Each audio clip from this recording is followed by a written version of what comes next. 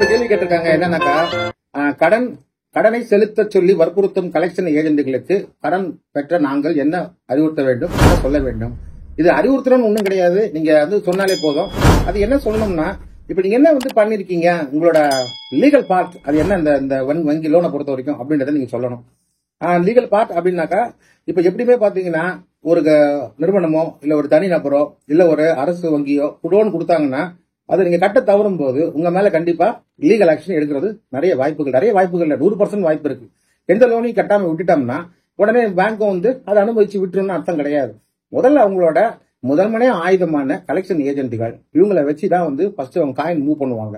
நீங்க லோனை வந்து ஒழுங்கா கட்டுற வரைக்கும் உங்களுக்கு தொந்தரவு எதுவும் இருக்காது.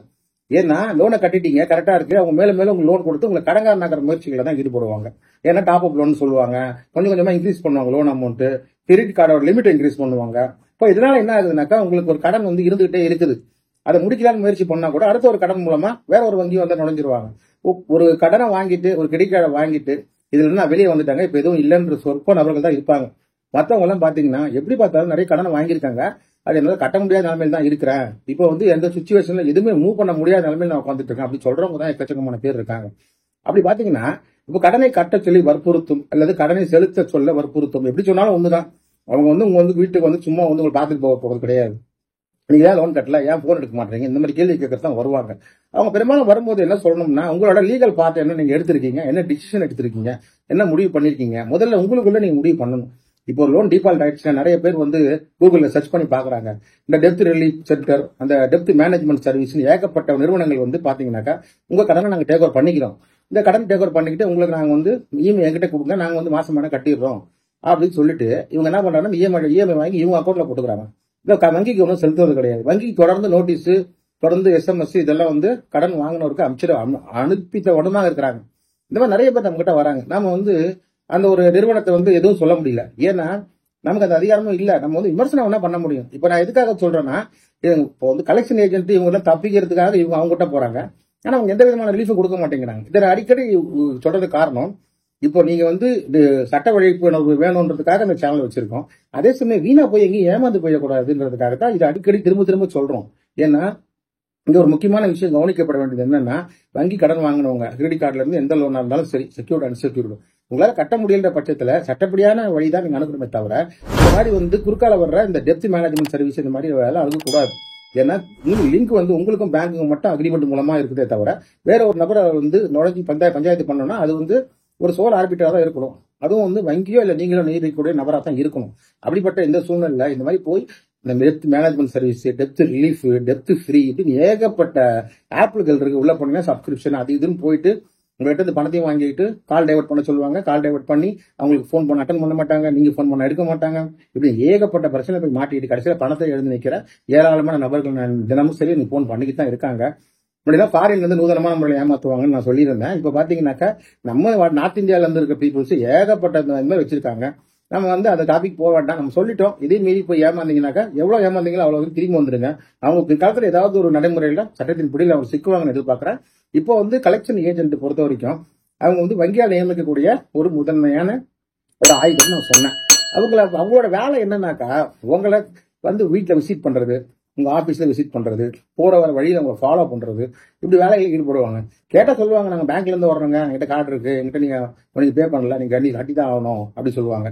இல்லங்க நாங்க கோர்ட்டுக்கு போனோம், ஒரு வார்த்தை சொல்லிட்டீங்க கூட அடுத்த கோர்ட்டை கேட்டு தான் நீங்க லோன் வாங்குறீங்களா, நீங்க எப்படி இருந்தாலும் லோனை கட்டி தான் ஆகணும். ஏன்னா அவங்களுக்கு வந்து அடிப்படை சட்டமும் தெரியாது, என்னென்ன வந்து லீகல் ப்ரொசீஜர் இருக்குன்னு உங்களுக்கு தெரியாது.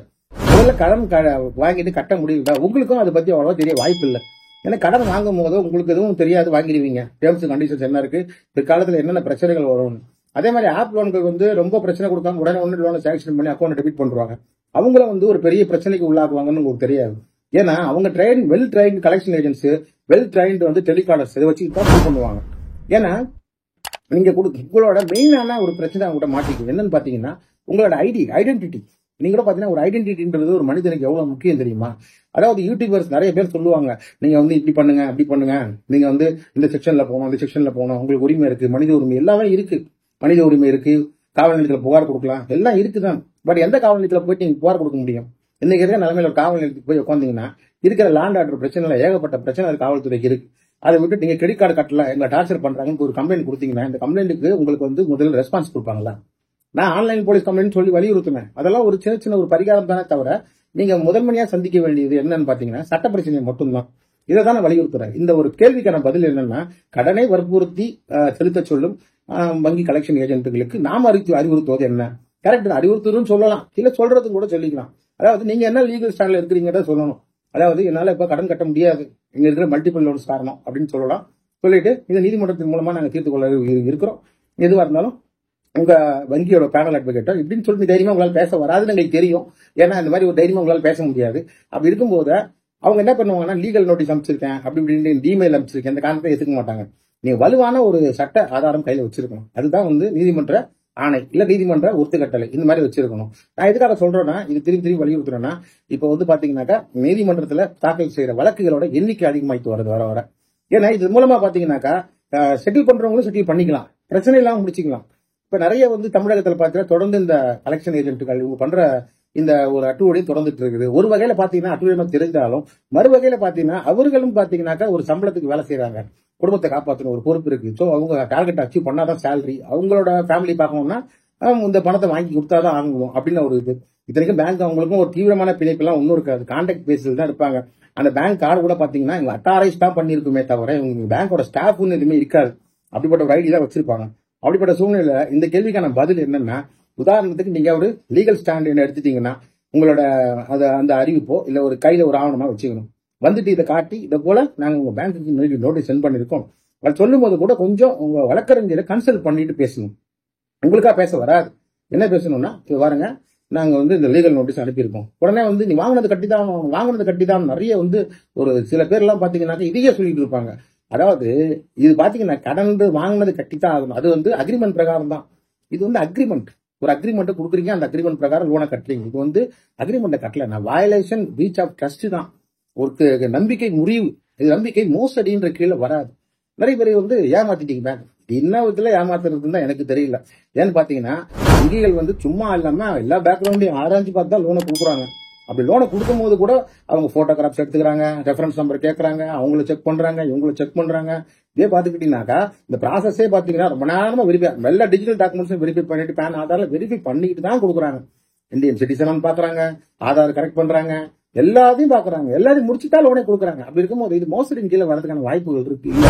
அதே சமயம் இந்த பேமெண்ட் சரியா கட்டலன்னா உங்க மேல கிரிமினல் சிவில் நடவடிக்கை எடுக்கப்படும் ஒரு வார்த்தை சேர்த்திருப்பாங்க. பட் அவங்க சிவிலா தான் போக முடியும். கிரிமினலா போனாக்கா என்ன, ஒரு தீவிரமான குற்றமா இருந்தா மட்டும்தான் அது கிரிமினலை கொண்டு போக முடியும். பணம் கட்டாத ஒரு தீவிரமான குற்றமும் கிடையாது, அது கட்டாம இருக்கிறது வந்து ஒரு துரோகமும் கிடையாது. அப்படிப்பட்ட நிலையில இந்த மாதிரி வரக்கூடிய ஏஜென்ட் கிட்ட நீங்க முதல்ல டிஃபால்ட் அதை கட்டுறதுக்கு முன்னாடி, பணம் கட்ட முடியாதுன்னு முடிவு பண்றதுக்கு முன்னாடியே, ஒரு மாதத்துக்கு முன்னாடியே, அடுத்த மாதத்துல நம்மளால கட்ட முடியாதுன்னா நீங்க ஏதாவது ஒரு வழியை வச்சுக்கிட்டு நீங்க நிச்சயமா அதை எதிர்கொள்ளணும். வர்றவங்ககிட்ட அதுக்கு உண்டான டீட்டெயில் சொல்லி அவங்களே சட்ட நடவடிக்கை எடுத்துக்கொண்டதை சொல்லி அவங்கள இதை சமாதானப்படுத்தி பார்த்து திருப்பி சட்டப்படி வழியில் கையாளணும் வேண்டியது. நன்றி.